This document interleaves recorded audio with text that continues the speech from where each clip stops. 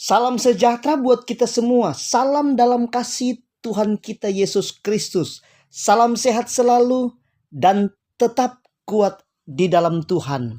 Puji Tuhan, hari ini kita patut bersyukur dan berterima kasih kepada Tuhan kita Yesus Kristus, sebab kita semua masih diberi sehat serta umur yang panjang, dan kembali lagi berjumpa dalam channel YouTube saya, Pendeta Jemi Manopo, untuk menyapa kita semua dengan firman Tuhan dan menikmati Tuhan. Sebab dalam pengalaman saya, tidak ada yang lebih indah dalam hidup ini selain menikmati Tuhan, menikmati hadirat Allah, dan menikmati kasih dan kuasa Tuhan yang selalu jadi bagian kita semua. Puji Tuhan. Dan buat hari ini, dalam kesempatan yang indah untuk mengawali sepanjang minggu yang akan berjalan ini, kita akan melihat bersama-sama tentang penyertaan Tuhan itu sempurna untuk generasi penerobos yang terima janji Tuhan. Puji Tuhan, sebelum kita melihat, membaca ayat-ayatnya untuk kita renungkan secara bersama-sama, maka kita dahului dulu di dalam doa. Mari kita berdoa. Ada ungkapan pujian dan syukur kepadamu ya Bapa, Bapa yang kami panggil di dalam nama Tuhan Yesus Kristus. Engkau Tuhan dan Juru Selamat kami.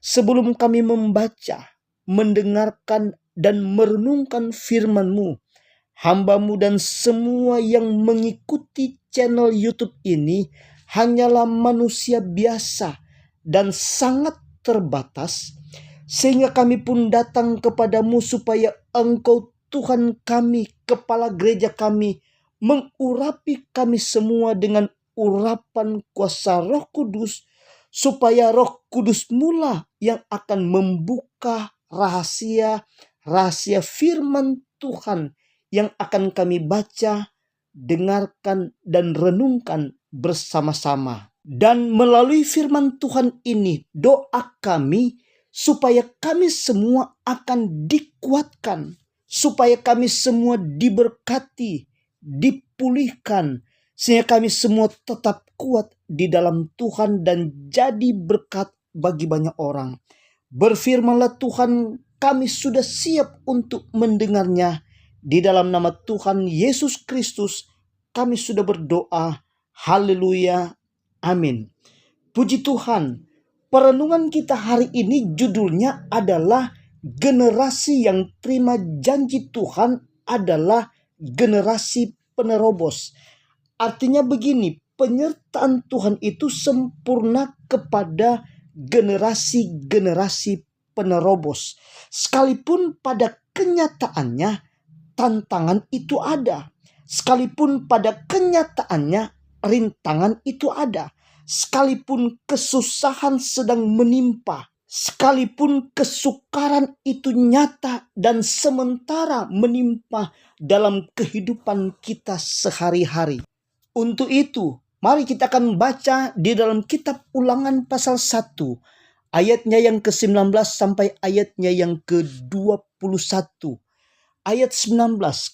Kemudian kita berangkat dari Horeb dan berjalan melalui segenap padang gurun yang besar dan dahsyat yang telah kamu lihat itu ke arah pegunungan orang Amori, seperti yang diperintahkan kepada kita oleh Tuhan Allah kita. Lalu kita sampai ke Kades Barnea. Ketika itu aku berkata kepadamu, aku sudah sampai ke pegunungan orang Amori yang diberikan kepada kita oleh Tuhan Allah kita. Ketahuilah, Tuhan Allahmu telah menyerahkan negeri itu kepadamu.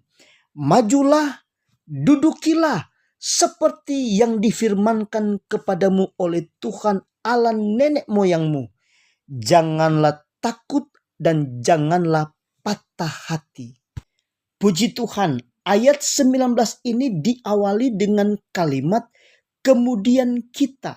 Ini artinya firman Tuhan ini adalah sebuah kesaksian nyata yang diceritakan kembali di dalam kitab Ulangan. Artinya kitab Ulangan ini adalah kutipan dari kitab Keluaran yang ditulis oleh Musa.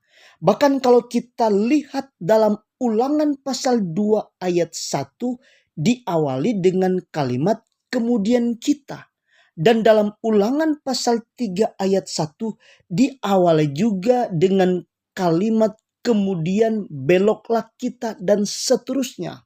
Dan perlu kita ketahui bahwa latar belakang dari penulisan kitab Ulangan ini adalah cerita atau kisah nyata yang telah terjadi dan telah dialami oleh bangsa Israel, oleh umat pilihan ini, lalu diceritakan kembali dengan ulang-ulang oleh Musa untuk generasi yang kedua dari bangsa Israel yang akan masuk ke tanah Kanaan, atau mereka yang akan masuk ke tanah perjanjian Tuhan. Dengan maksud Musa ingatkan kepada generasi kedua ini bahwa generasi pertama, yaitu nenek moyang mereka atau orang-orang tua mereka, semua gagal masuk ke tanah perjanjian. Semuanya telah mati di padang gurun. Artinya Nabi Musa sebagai penulis kitab ini sedang mempersiapkan mereka-mereka ini yang generasi kedua ini untuk masuk ke tanah perjanjian yang Tuhan sudah janjikan kepada mereka sejak mereka keluar dari tanah Mesir. Untuk ingatkan kepada mereka-mereka ini sebagai generasi kedua supaya jangan seperti nenek moyang mereka, yaitu generasi yang pertama yang mendengar janji Tuhan untuk masuk ke tanah Kanaan, yang mendengar janji Tuhan untuk masuk ke tanah perjanjian Tuhan, tapi gagal total. Mereka mati semua, kurang lebih ada jutaan orang jumlahnya mati di padang gurun akibat ketidaktaatan, akibat kesalahan-kesalahan, dan akibat dosa yang diulang-ulang oleh mereka. Artinya begini, kerinduan Musa untuk mereka-mereka itu, generasi yang kedua yang dipersiapkan untuk masuk ke tanah perjanjian, jadilah generasi baru yang sadar. Jadilah generasi yang belajar dari kesalahan-kesalahan. Jadilah generasi yang masuk dan mewarisi tanah perjanjian. Atau jadilah generasi penerobos yang terima janji Tuhan.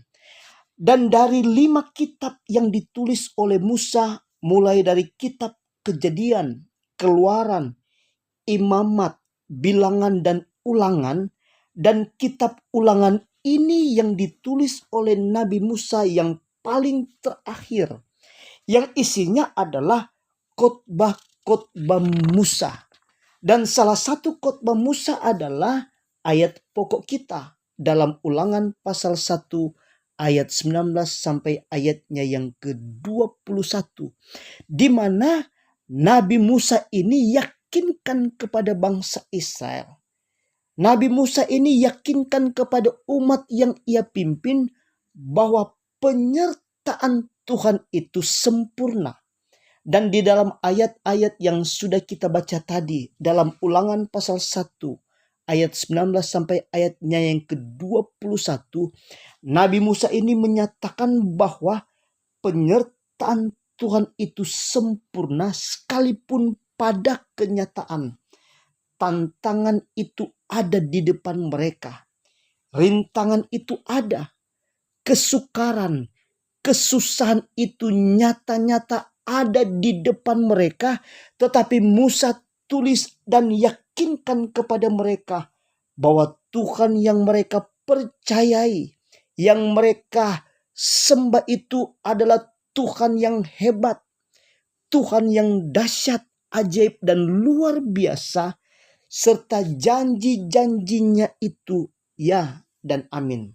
Untuk itu mari kita kembali baca pada ayatnya yang ke-19 untuk kita dapat mengerti dan memahami ayat ini.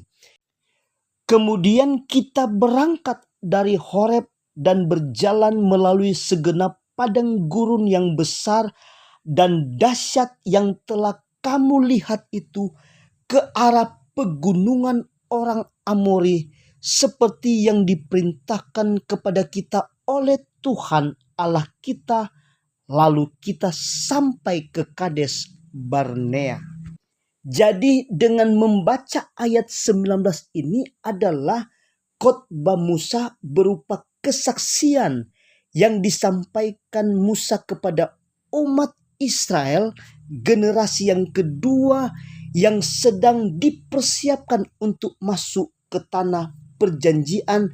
Dengan kalimat firman Tuhan tersebut mengingatkan, bukankah mereka telah berjalan melalui padang gurun yang besar dan dahsyat itu? Lalu apa yang dimaksud dengan padang gurun yang besar dan dahsyat itu? Ini artinya begini, sangat tidak mungkin bangsa ini atau mereka-mereka itu bisa lewat padang gurun tersebut. Pertanyaannya, ada apa sih dengan padang gurun tersebut? Kita akan baca dalam Ulangan pasal 8 ayatnya yang ke-15. Firman Tuhan berkata sebagai berikut, dan yang memimpin engkau melalui padang gurun yang besar dan dahsyat itu, dengan ular-ular yang ganas serta kalajengkingnya dan tanahnya yang gersang yang tidak ada air. Dia yang membuat air keluar bagimu dari gunung batu yang keras. Jadi sangat tidak mungkin mereka ini bisa lewat di padang gurun yang ganas, karena ada ular-ular yang ganas, ada kalajengking, kemudian tanahnya gersang dan tidak ada air. Sebab umat yang keluar dari tanah Mesir itu bukan cuma orang-orang dewasa, tetapi sampai dengan anak-anak kecil. Dan pada kenyataannya, mereka semua baik orang dewasa ataupun anak-anak kecil boleh melewatinya dengan penyertaan Tuhan yang sempurna. Mereka pun mampu melewati hal-hal yang tidak mungkin, baik mereka yang dewasa maupun anak-anak. Lalu ayatnya yang ke-20, firman Tuhan berkata, ketika itu aku berkata kepadamu, kamu sudah sampai ke gunung orang Amori yang diberikan kepada kita oleh Tuhan Allah kita. Ayat ini artinya tantangan memang besar, tapi ayat ini tulis sangat jelas sekali, tanah itu sudah diberikan oleh Tuhan kepada mereka, tapi ada prosesnya untuk menang dan menang. Sekalipun di muka masih banyak lagi tantangan yang lebih besar lagi, tapi janji Tuhan itu pasti. Janji Tuhan itu bukan mudah-mudahan, dan janji Tuhan itu bukan insya Allah, tetapi pasti. Lalu ayatnya yang ke-21, firman Tuhan berkata, ketahuilah Tuhan Allahmu telah menyerahkan negeri itu kepadamu. Majulah, dudukilah seperti yang difirmankan kepadamu oleh Tuhan Allah nenek moyangmu. Janganlah takut dan janganlah patah hati. Puji Tuhan, ayat ini diulangi lagi bahwa Tuhan telah menyerahkan negeri itu, tetapi masih ada hambatan. Dan hambatan itu bukan datang dari Tuhan, tetapi hambatan itu datangnya dari umat Israel sendiri, yaitu takut dan patah hati. Jadi untuk jadi generasi penerobos terima janji Tuhan adalah jangan takut dan patah hati. Puji Tuhan, ternyata rasa takut dan patah hati adalah penghambat utama untuk terima janji-janji Tuhan. Rasa takut dan patah hati adalah musuh kita yang terbesar.